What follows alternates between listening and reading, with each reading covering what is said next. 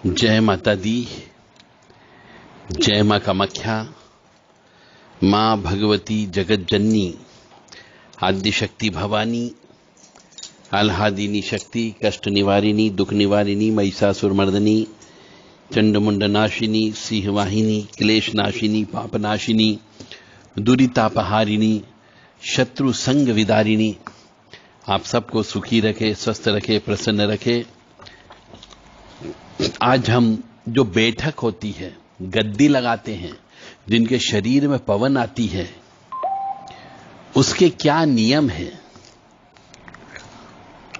और जो शक्ति आती है उसे गद्दी कैसे प्रदान की जाती है, उसके क्या नियम होते हैं, गद्दी के क्या नियम होते हैं, इस संबंध में चर्चा करेंगे।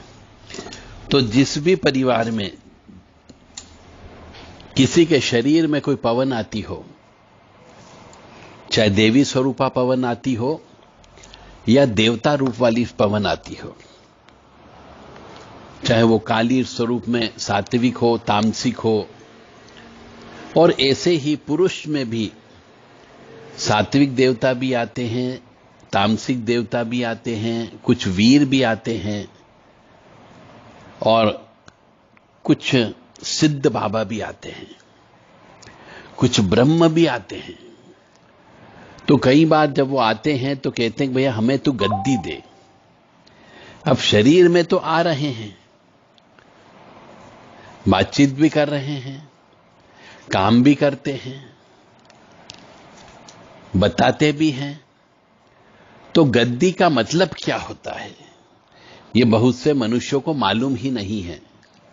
और जब वो 2-4 बार बोल देते कि हमें गद्दी दे, परंतु वो गद्दी नहीं दे पाता है, तो कई बार वो चोला छोड़ देते हैं और या फिर जहां पे उन्हें गद्दी मिलती उस जगह ही रह करके चले जाते हैं, आपका शरीर त्याग देते हैं, छोड़ देते हैं।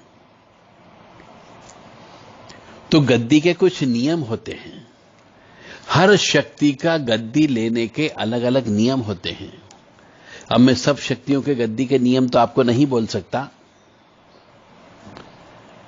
इसलिए जिस किसी को भी, चाहे वो देवी मां की लेना हो, दुर्गा महारानी की लेना हो, सात्विक देवी की लेना हो, तामसिक देवी की लेना हो, काली मां की लेना हो, कंकाली काली की लेना हो, शमशान काली की गद्दी लेना हो, या फिर सिद्ध बाबा की लेना हो, कोई वीर महाराज की लेना हो, तो गद्दी लेने का कुछ बहुत बड़ा महत्व होता है इन शक्तियों के लिए। तो गद्दी लेने के पहले भी कुछ पूजा पाठ की जाती है और गद्दी लेने के बाद भी पूजा पाठ की जाती है।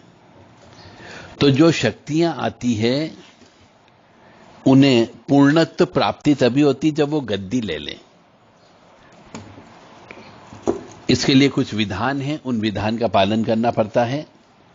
अब चूंकि बहुत सारी शक्तियां होती है, हर प्रकार की शक्ति का गद्दी लेने का कुछ नियम अलग अलग होता है।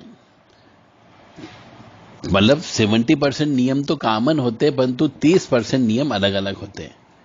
अब हम आपको यहां पे यदि किसी एक की गद्दी लेने का नियम बता दें तो वो अधूरा ज्ञान होगा आप लोगों के लिए। तो अधूरा ज्ञान तंत्र में खतरनाक होता है। तो जिसके शरीर में पवन आती हो और यदि वो कहती हो कि हमें गद्दी लेना है, तो वो हमारे देव राधा ट्रस्ट से संपर्क कर सकते हैं। उनको विधि विधान से गद्दी प्रदान करवाई जा सकती है और गद्दी लेने के बाद के क्या नियम होते वो भी उनको बताया जा सकता है। जय माता दी। जय मां कामाख्या। देव राधा ट्रस्ट सत्यवाणी चैनल से संपर्क करने के लिए केवल व्हाट्सएप के माध्यम से संपर्क करें 9893128047 और 7649862712 पर आप संपर्क करें व्हाट्सएप के माध्यम से केवल। जय माता दी। जय मां कामाख्या।